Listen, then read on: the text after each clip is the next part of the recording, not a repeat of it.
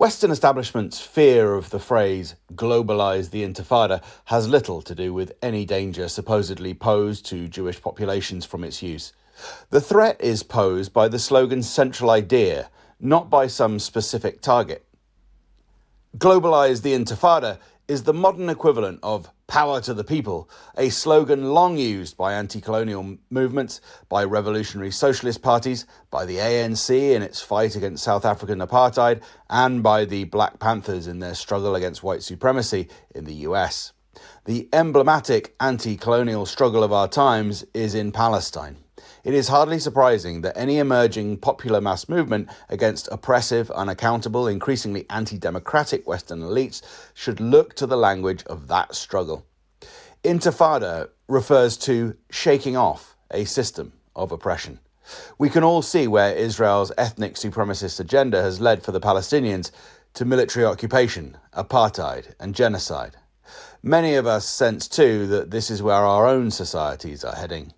The ultimate destination of the technological developments, from smartphones to social media, that have atomized and pacified us over the past 2 decades is absolute control over our lives through surveillance, facial recognition, and more militarized and robotic policing, and our ever greater redundancy and powerlessness in the face of artificial intelligence and greater mechanization. Why is Israel viewed as so essential to Western elites that they are willing to be seen openly backing its genocide in Gaza? Because Israel is creating a vision of the near future. It is developing the template for how they deal with surplus sections of Western populations in a world of diminishing resources and an ever more hostile climate. And all the better for our rulers. Any resistance on our part to the Palestinians' enslavement and slow extermination, and to our own growing servitude and abuse, can be characterized as anti-Semitism. In outsourcing this project to Israel, Western establishments have devised the ultimate cover story. Globalised the Intifada isn't a call for harming Jews, though Western establishments would love you to think it is. It's a call for showing solidarity with Palestinians before it's too late for them, and for us.